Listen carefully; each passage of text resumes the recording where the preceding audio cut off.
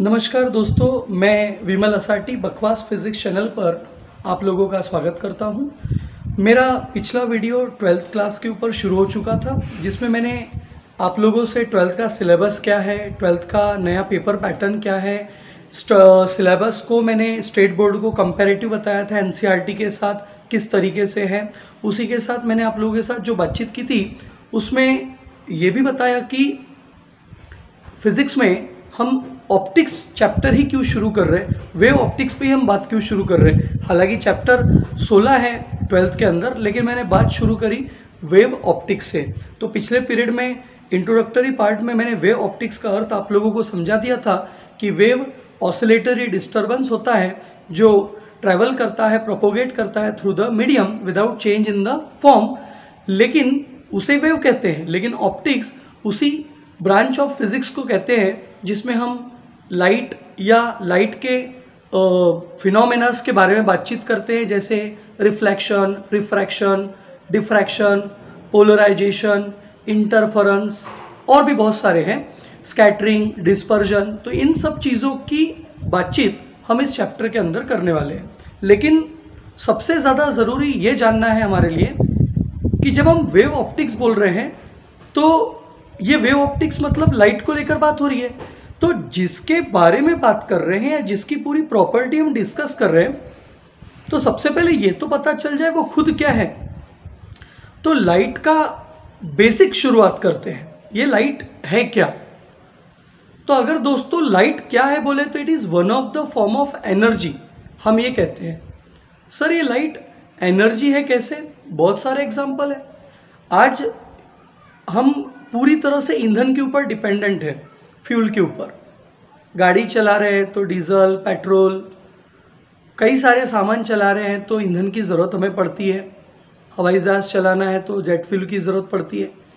लेकिन आप लोग अभी सुन रहे हो कि सोलर टेक्नोलॉजी का बहुत इस्तेमाल हो रहा है। तो बस मेरी बात आपके समझ में आ गई कि सोलर टेक्नोलॉजी का इस्तेमाल हो रहा है मतलब सन से आने वाले लाइट, और डेफिनेटली सन से आने वाला लाइट ही लाइट एनर्जी है। तो कहने का मतलब ये कि लाइट क्या है अगर कोई पूछता है तो बड़े सिंपल लैंग्वेज में हम जवाब दे सकते हैं, light is one of the form of energy. Sir यहाँ एनर्जी होती है, ये बात साबित कैसे होती है, उसके कारण है बहुत सारे। जैसे जैसे हम चैप्टर आगे बढ़ाते जाएंगे, जैसे जैसे हम अपनी बातचीत आगे बढ़ाते जाएंगे, आपको समझ में आते जाएगा कि वाकई में लाइट ये one of the form of energy है। लेकिन कुछ बातों से, एक जनरल एग्जांपल से मैं आपको समझा सकता हूँ कि लाइट एक एनर्जी का फॉर्म है, लाइट एक ताकत का फॉर्म है, लाइट से हमें कुछ तो भी मिलता है। जैसे छोटा सा एग्जांपल, आप गाँव में देखते हो, गाँव में ज़्यादातर लोग मिर्ची धूप में सुखाते, शहरों में भी करते हैं, ऐसा नहीं कह रहा, लेकिन गाँव में ज़्यादातर ये प्रथा है। शहरों में ज़्यादातर रेडीमेड सामान परचेस करते हैं, गाँव में मिर्ची धूप में सुखाते हैं। ये सुखाना धूप में क्यों? क्योंकि धूप यानी लाइट, लाइट में क्या छुपी होती है, एनर्जी।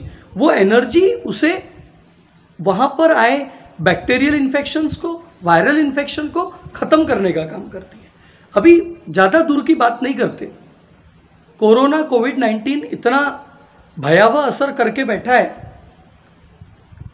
लेकिन सब साइंटिस्ट ये सोचकर बैठे थे, जब भारत में जस्ट एंट्री हुआ था तो सब कह रहे थे कि अभी जितने यूरोपियन कंट्रीज़ में या फिर अमेरिका में या फिर बाकी जगह पे हुआ है तो वहाँ सब जगह टेम्परेचर कम था, इंडिया में टेम्परेचर ज़्यादा रहेगा तो ये सरवाइव नहीं करेगा। वो किया नहीं किया मैं उस पर बहस नहीं कर रहा, I am not the biologist, I am only the physics teacher. तो मुझे बताओ दोस्तों, उन्होंने भी क्या कहा कि वायरस टेम्परेचर में मर सकता है, तबाह हो सकता है। इसका मतलब कहीं ना कहीं इस लाइट में, इस हीट में एनर्जी छुपी है, तभी तो वो शुद्धिकरण का काम कर रहा है। मेरी बात आप लोगों के समझ में आ रही होंगी, जो बात मैं आप लोगों से बोलना चाहता हूँ। तो दोस्तों मेरा कहना ये है कि light is one of the form of energy अगर बोल दिया मतलब उसके अंदर एनर्जी होती है। सवाल ये आया उसके अंदर एनर्जी आई कहाँ से? डेफिनेटली जहाँ से लाइट की उत्पत्ति हुई है, जहाँ से लाइट पैदा हुआ है, वहीं से उसमें एनर्जी छुपी है।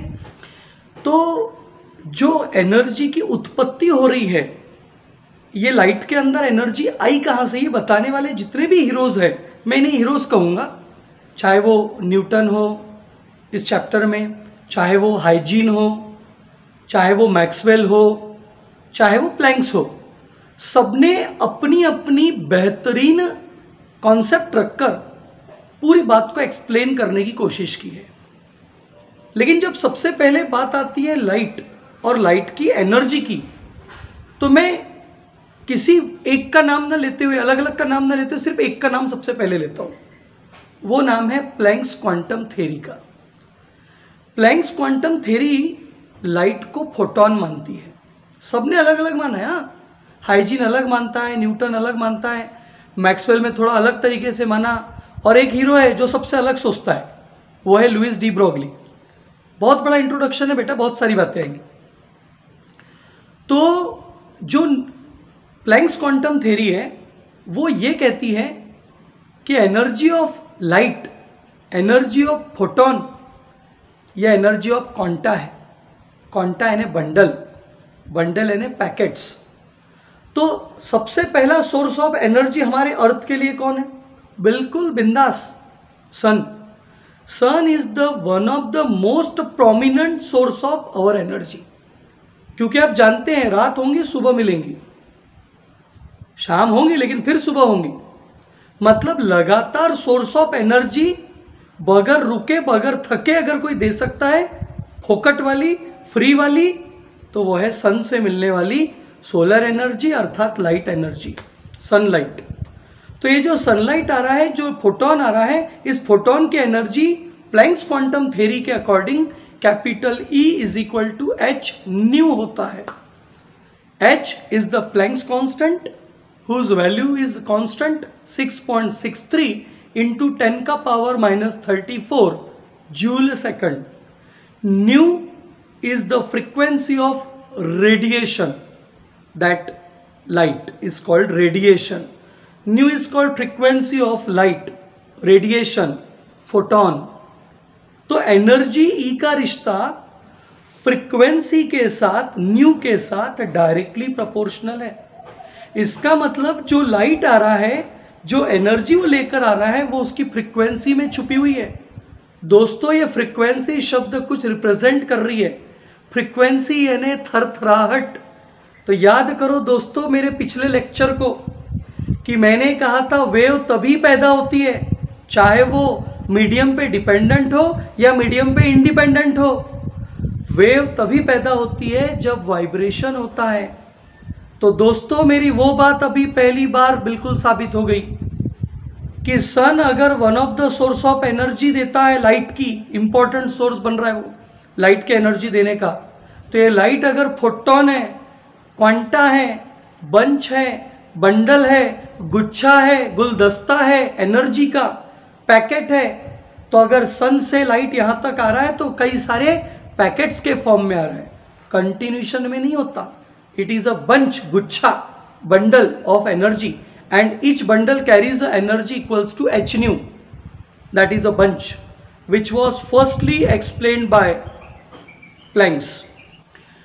According to Planck's quantum theory, according to Planck's, light is a photon.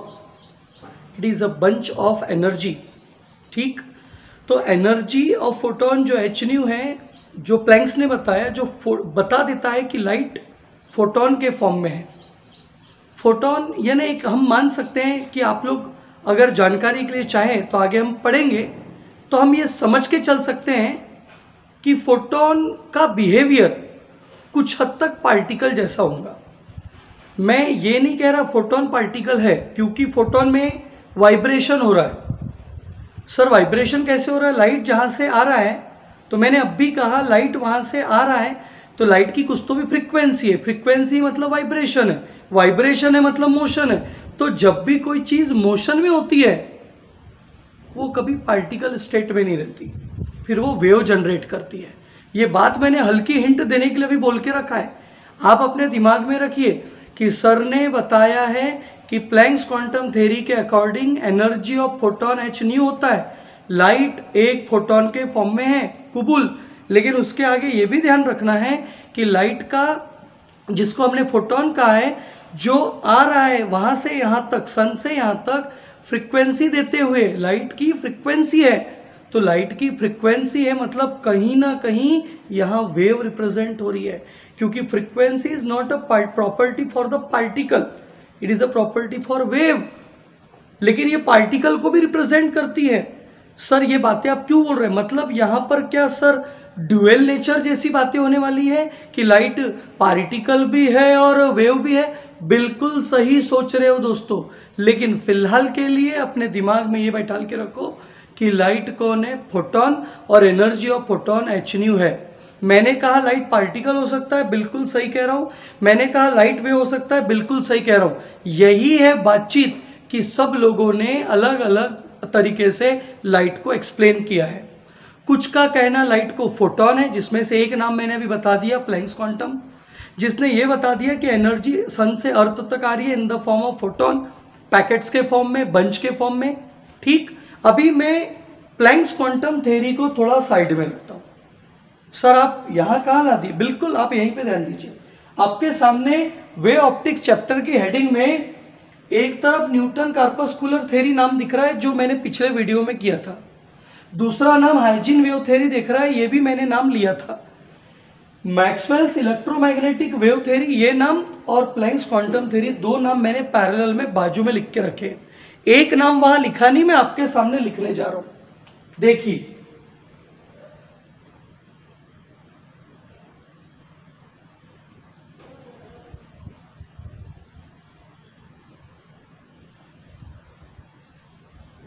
मैंने लिखा है डी ब्रोगलीज हाइपोथेसिस, यानी लाइट को लेकर बताने वाले पूरे 5 पांडव हो गए। एक न्यूटन, एक हाइजीन, एक मैक्सवेल, एक प्लैंक्स और एक डी ब्रोगली। सर आपने पांडव नाम क्यों लिया? महाभारत दूरदर्शन पे चैनल पे चालू है, अभी लॉकडाउन में घर पे लोग महाभारत ही देख रहे हैं, इसलिए बोल दिया महाभारत। पांडव तो सुने हैं ना, तो ये 5 पांडव दिखाई दे रहे हैं। तो दोस्तों बताने का मतलब ये कि आप ये नहीं कह सकते हैं कि पांडवों में कौन ज्यादा इंपॉर्टेंस रखता है, कौन कम इंपॉर्टेंस रखता है। पांडव 5 से बने थे, तो पांचों के पांचों अपना इंपॉर्टेंस रखते हैं। वैसे थ्योरी है जो 5 आई है, 5 अलग अलग लोगों ने दी है, लेकिन बात एक ही के विषय में की है। क्योंकि जैसे जैसे टाइम बीता, कॉन्सेप्ट में चेंजेस आए समय अनुसार, तो मैंने सिर्फ एक का नाम लिया, वो था भी प्लैंक्स क्वांटम थ्योरी, जिसके according energy of photon E is equals to होता है hν।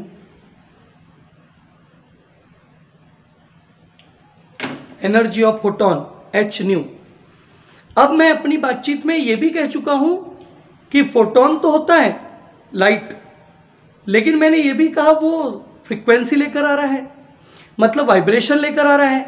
मतलब कहीं ना कहीं अगर वो वाइब्रेशन लेकर आ रहा है, वो रिप्रेजेंट कर रहा है कि यहाँ पर वेव नेचर है। लेकिन जब पार्टिकल वहाँ, यानी लाइट अगर पार्टिकल है, क्योंकि ऐसा इसलिए कह रहा हूँ क्योंकि पार्टिकल वाइब्रेट हो रहा है, तो वेव जनरेट हो रही है। इसका मतलब अगर according to Planck's light photon है, तो हम ये बात भी समझ सकते हैं कि इसके अंदर जगह के जगह पर पार्टिकल नेचर भी है और प्रोपोगेट होते हुए वेव नेचर भी है। नो डाउट ये सारी बातें आगे आएंगी, लेकिन फिलहाल प्लैंक्स के अकॉर्डिंग लाइट कौन है? फोटोन। फोटोन की एनर्जी है E इक्वल टू hν, जिसमें न्यू रिप्रेजेंट कर रही है फ्रीक्वेंसी ऑफ रेडिएशन, और रेडिएशन है लाइट, लाइट है इलेक्ट्रोमैग्नेटिक वेव, तो हम उसे वेव मानकर चल रहे हैं। लेकिन अकॉर्डिंग टू प्लैंक्स लाइट कौन है? फोटोन। अब ऐसी लड़ाई बहुत सारे लोगों में चली, इनके अलग अलग नाम हैं, मैं उनके बारे में बता रहा हूं। जैसे एक नाम है न्यूटन, तो न्यूटन ने अपनी कार्पस्कुलर थ्योरी दी। न्यूटन के अकॉर्डिंग लाइट कार्पजल्स है, मतलब बात वही आ गई। सन कौन है? सोर्स। सन से क्या आ रहा है? लाइट। लाइट आ रहा है कहाँ तक? अर्थ तक। किस फॉर्म में आ रहा है? तो बस यही वो बात आ जाती है जहाँ फॉर्म वाली बात आती है। यही फॉर्म लगातार क्या हो रहा है? बदल रहे हैं। ये जो लाइट सन से अर्थ तक आया, अकॉर्डिंग टू प्लैंक्स फोटोन है। जब वही बात आती है अकॉर्डिंग टू कौन, न्यूटन, तो लाइट कौन है, कार्पजल। अब सवाल आया अगर लाइट कार्पजल है तो कार्पजल होता क्या है, तो कार्पजल्स ये छोटे छोटे टाइनी पार्टिकल्स का कलेक्शन होता है, गुच्छा होता है, और उस कलेक्शन को हम कहते हैं कार्पजल। मतलब कि ये कि सन से अर्थ तक लाइट आ रही है फिर से कार्पजल्स के गुच्छों में, एक कार्पजल, दूसरा कार्पजल, तीसरा कार्पजल, चौथा, ऐसे बहुत सारे कार्पजल्स एनर्जी लेते हुए सन से अर्थ तक पहुंच रहे हैं। अब वो एक एक कार्पजल के अंदर भी बहुत सारे कौन है, पार्टिकल। तो इसका मतलब ये हुआ अकॉर्डिंग टू न्यूटन लाइट कार्पजल है, और कार्पजल स्ट्रीम ऑफ, प्रवाह ऑफ, गुच्छा ऑफ, बंच ऑफ छोटे छोटे पार्टिकल है। मतलब फाइनली न्यूटन के अकॉर्डिंग भी लाइट पार्टिकल हो गया। लेकिन ये बताने वाला हीरो, मैंने उस दिन पिछले पीरियड में कहा था कि ये सारी बात बताने में प्लैंक्स आया, ये सब बाद में आए। पहला हीरो कौन था, न्यूटन, जिसने पहली बार बताया कि लाइट को कार्पस्कुलर नेचर होता है, कार्पजल नेचर होता है, पार्टिकल नेचर होता है। तो अगर लाइट में बाइफर्गेशन दिखाया तो बाइफर्गेशन बाद में आया। सबसे पहली बात न्यूटन ने रखी कि भैया लाइट कौन होता है, कार्पजल होता है, लाइट कौन होता है, stream of minute tiny particles होता है। और इसीलिए न्यूटन की थ्योरी को न्यूटन्स कार्पस्कुलर थ्योरी कहते हैं फॉर द लाइट। तो लाइट प्रोपोगेट हुआ in the form of corpuscle, light propagate हुआ in the form of particle according to Newton. तो ये न्यूटन की कॉन्सेप्ट हुई। एक और एक हीरो है जिसका नाम है हाइजेंस। हाइजेंस ने अपनी थ्योरी दी। हाइजेंस के अकॉर्डिंग लाइट पार्टिकल नहीं है, हाइजेंस के अकॉर्डिंग लाइट वेव है। लाइट में वेव नेचर शो होता है। मतलब सन से लेकर अर्थ तक लाइट आ रही है तो in the form of wave आ रही है। अब आप सोच रहे होंगे दोस्तों कि सर अब भी आपने प्लैंक्स में जो बात बोली वो दोनों बातें यहाँ दिख गई। बिल्कुल सही। मैं इसी बात के ऊपर आपका ध्यान दिलाना चाहता हूँ कि according to Planck's light photon है, according to Newton light corpuscles है अर्थात पार्टिकल है, according to Huygens light wave है। लेकिन मिली जुली सब बातों का मतलब एक है कि सभी ने लाइट को अपनी अपनी भाषाओं में एक्सप्लेन किया है। न्यूटन ने लाइट को पार्टिकल बोला, हाइजीन ने लाइट को वेव बोला। लेकिन प्लैंक्स क्वांटम थ्योरी के अकॉर्डिंग जब फोटोन आ रहा है, लाइट आ रहा है, तो बंच आ रहा है, बंडल ऑफ एनर्जी आ रहा है, तो उसमें दिख रहा है कि जहाँ से वो लाइट आया, जब वो आना शुरू हुआ तो वहाँ डेफिनेटली क्या हुआ होगा, वाइब्रेट। तभी तो वाइब्रेशन है, तभी तो फ्रीक्वेंसी पैदा हुई ना। बगैर वाइब्रेशन फ्रीक्वेंसी आएंगी कहाँ से, बगैर मोशन फ्रीक्वेंसी आएंगी कहाँ से। इसका मतलब मोशन हो रहा है, वाइब्रेशन हो रहा है, साइकिल्स बन रही है, और उसके कारण पार्टिकल नेचर नहीं बच रहा, वेव नेचर पैदा हो रहा है। सर ये हर बार वेव नेचर पैदा होता है, ये एक बेसिक कॉन्सेप्ट है, आप अपने दिमाग में रखिए कि अगर कोई पार्टिकल अपनी जगह पे सिर्फ चुपचाप खड़ा है, मेरी एक सेंटेंस है, बोलने की आदत है, वो ध्यान से सुनिए, एक शायराना अंदाज है। अगर कोई पार्टिकल अपनी जगह पे खड़ा है, चाहे कुछ हो जाए, खड़ा है, तो एक शायरी है, वो कह रहा हूँ, सूरज पूरब के बजाय पश्चिम से निकल सकता है, कुत्ते की पूंछ टेढ़ी के बजाय सीधी हो सकती है, धरती कभी तो भी आसमान से मिल सकती है, लेकिन अगर कोई पार्टिकल जगह पे जैसे का तैसा खड़ा है, टच से मस नहीं हो रहा है, वाइब्रेट नहीं हो रहा है, तो वहाँ वेव पैदा नहीं हो सकती। इसीलिए दोस्तों मैंने कहा कि अगर लाइट फोटोन है अकॉर्डिंग टू प्लैंक्स, और अगर फोटोन को नेचर देखा जाए तो वेव नेचर दिख रहा है फ्रीक्वेंसी के कारण, लेकिन वो वेव नेचर आने की वजह है उसका मोशन, और डेफिनेटली मोशन नहीं हुआ तो उसके पहले वो क्या था कोई जानता नहीं है, लेकिन रुका होगा तो जो नेचर रिप्रेजेंट करता होगा डेफिनेटली पार्टिकल का होगा। क्यों? क्योंकि लाइट का साइज बताते नहीं आता, बहुत छोटा है। और वैसे भी आप सब लोग जानते हैं, मैंने अभी तक बोला नहीं लेकिन सभी जानते हैं कि दुनिया में अगर अस्तित्व में कोई चीज़ होती है जिसकी स्पीड सबसे ज़्यादा होती है, अस्तित्व में होती है, उसकी चीज़ स्पीड सबसे ज़्यादा होती है, तो ऐसी चीज़ सिर्फ एक है, स्पीड ऑफ लाइट। अब ये वीडियो सुनने वाले कुछ बोलेंगे, चल झुट्टा कुछ भी बताता है, स्पीड ऑफ लाइट, हमने तो सुना था मन की गति सबसे तेज होती है। तो दोस्तों मैंने ये कहा जो अस्तित्व में है, एग्जिस्टेंस में है, मन की गति कहाँ एग्जिस्टेंस में है, बराबर है कि नहीं? तो कहने का मतलब दोस्तों कि स्पीड ऑफ लाइट जो भी है सबसे ज़्यादा है, और वो अगर स्पीड है मतलब मोशन में, और मोशन में है तो उसका पार्टिकल नेचर एग्जिस्ट ही नहीं होगा, होगा भी तो पता नहीं चलेगा। क्यों?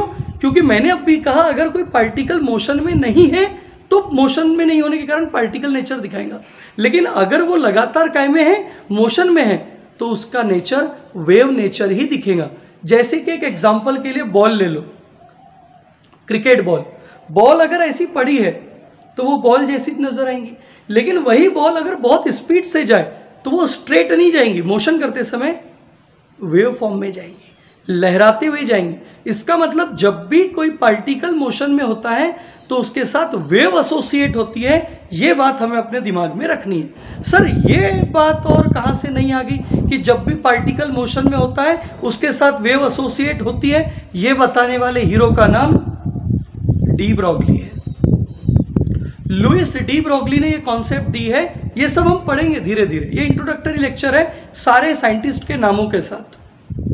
तो आपके दिमाग में अब लुइस डी ब्रॉगली की कॉन्सेप्ट भी आ गई कि according to Louis de Broglie light particle nature भी रखता है, वेव नेचर भी रखता है। प्लैंक्स के अकॉर्डिंग लाइट फोटोन है, लेकिन उसमें बात साबित हो रही है कि वेव नेचर दिख रहा है, और वेव नेचर के साथ पार्टिकल नेचर दिख नहीं रहा है। वजह यह है क्योंकि वो मोशन में है, क्योंकि जो भी चीज़ मोशन में होती है उसका पार्टिकल नेचर पता नहीं चलता, उसका डायरेक्ट वेव नेचर दिखाई देता है। ठीक है दोस्तों, तो अकॉर्डिंग टू न्यूटन लाइट कौन है? Particle, corpuscle. According to Huygens light कौन है? वेव। अब वो कौन सी वेव है, क्या है, ये भी डिस्कस करेंगे। अकॉर्डिंग टू प्लैंक्स लाइट कौन है? Photon. According to de Broglie light कौन है? तो लाइट पार्टिकल भी है और वेव भी है, मतलब ड्यूअल नेचर की कॉन्सेप्ट लुइस डी ब्रॉगली की कॉन्सेप्ट से हमको पता चलेगी। अब बच गया एक हीरो, मैक्सवेल्स। मैक्सवेल के नाम के आगे ही लिखा है इलेक्ट्रोमैग्नेटिक वेव। इसका मतलब ये भी वेव बोल रहा है और ये भी वेव बोल रहा है, तो फिर दोनों में कुछ ना कुछ फर्क होगा डेफिनेटली। दोस्तों हाइजीन के अकॉर्डिंग, हाइजीन का ऐसा मानना है कि लाइट को वेव नेचर तो है, लेकिन लाइट के वेव नेचर में कुछ उन्होंने ऐसी बातें बोल दी कि जो मैक्सवेल्स की कॉन्सेप्ट में मैच नहीं होती। सर कैसे? इन्होंने कहा कि इसे लाइट को लॉन्जिट्यूडनल वेव का नेचर होता है, जबकि मैक्सवेल कहता है कि लाइट को इलेक्ट्रोमैग्नेटिक वेव नेचर होता है। अर्थात मैक्सवेल के अकॉर्डिंग लाइट में इलेक्ट्रिक फील्ड वेक्टर भी है और मैग्नेटिक फील्ड वेक्टर भी है, लेकिन ऐसी बातें हाइजीन ने नहीं की। जबकि वास्तविकता में आज हम जानते हैं कि लाइट को इलेक्ट्रोमैग्नेटिक वेव कहते हैं। इलेक्ट्रोमैग्नेटिक वेव का बाकायदा स्पेक्ट्रम होता है। सबसे पहले रेडियो वेव, फिर माइक्रोवेव, फिर इंफ्रारेड, फिर विजिबल रीजन वाला, फिर अल्ट्रावायलेट, फिर एक्सरे, फिर गामा रे, फिर कॉस्मिक रे। तो ये इलेक्ट्रोमैग्नेटिक वेव का पूरा स्पेक्ट्रम है, और ये पूरा इलेक्ट्रोमैग्नेटिक वेव का स्पेक्ट्रम बताता है कि मैक्सवेल के अकॉर्डिंग ये बात आती है कि इलेक्ट्रोमैग्नेटिक वेव नेचर अगर है, इसका मतलब यहाँ ट्रांसवर्स नेचर है लाइट का। ट्रांसवर्स नेचर मतलब ये वाला। और जो हाइजीन बोलता है लाइट को नेचर है, वो बोलता है लॉन्जिट्यूडनल है। अगर लॉन्जिट्यूडनल नेचर है तो वो ये वाला, मतलब जिसमें वेव का प्रोपोगेशन और वेव का वाइब्रेशन एक ही डायरेक्शन में होता है। किसके अकॉर्डिंग? हाइजीन, यानी हाइजीन लॉन्जिट्यूडनल वेव मानता है लाइट को। और मैक्सवेल कहता है कि लाइट इलेक्ट्रोमैग्नेटिक वेव है, मतलब उसका लाइट का प्रोपोगेशन अगर एक्स एक्सिस पे हो रहा है तो उसका वाइब्रेशन वाई और जेड पर हो रहा है। सर आपने प्रोपोगेशन एक्स पे बोला, वाइब्रेशन वाई और जेड पर बोला, बराबर है ना? इलेक्ट्रोमैग्नेटिक वेव है, मतलब वहां पर एक इलेक्ट्रिक फील्ड वेक्टर है जो वाई एक्सिस पे वाइब्रेट होके एक्स पे प्रोपोगेट हो रहा है, और एक मैग्नेटिक फील्ड वेक्टर है जो जेड पे वाइब्रेट होकर एक्स पे प्रोपोगेट हो रहा है। तो दोस्तों मैंने आप लोगों को आज के अपने इस वीडियो में वेव ऑप्टिक्स के इंट्रोडक्टरी पार्ट से आगे बढ़ाकर ये बताने की कोशिश की कि किसके अकॉर्डिंग लाइट को क्या नेचर है। मैंने ये भी समझाने की कोशिश की कि लाइट सोर्स ऑफ एनर्जी के जैसा कैसे बिहेव कर रहा है, लाइट अपना स्वरूप कैसे बदल रहा है, किसने किसे किस फॉर्म में रखवाया, मैंने ये भी बताया। मैंने सिर्फ ये बताया कि कौन ने क्या बताया, मैंने अब तक ये नहीं कहा कौन पूरा सही है कौन पूरा गलत है। इससे बात को जानने के लिए आप मेरे इस बकवास फिजिक्स चैनल के अगले वीडियो को ज़रूर देखिएगा, जिसमें हम इस पर बातचीत करेंगे। आपने इस वीडियो को देखा, देखिए, लाइक कीजिए, सब्सक्राइब कीजिए, और हमारा जो बकवास फिजिक्स चैनल का ऐप लॉन्च होने वाला है जल्दी जून महीने में, उसके सब्सक्रिप्शन के लिए रजिस्ट्रेशन कर सकते हैं। लास्ट में नंबर डिस्प्ले होते रहता है 7038924314, उस पर आप व्हाट्सअप कर सकते हैं। ठीक है दोस्तों, और मेरे इस कमेंट बॉक्स में भी मुझे कमेंट भेज सकते हैं।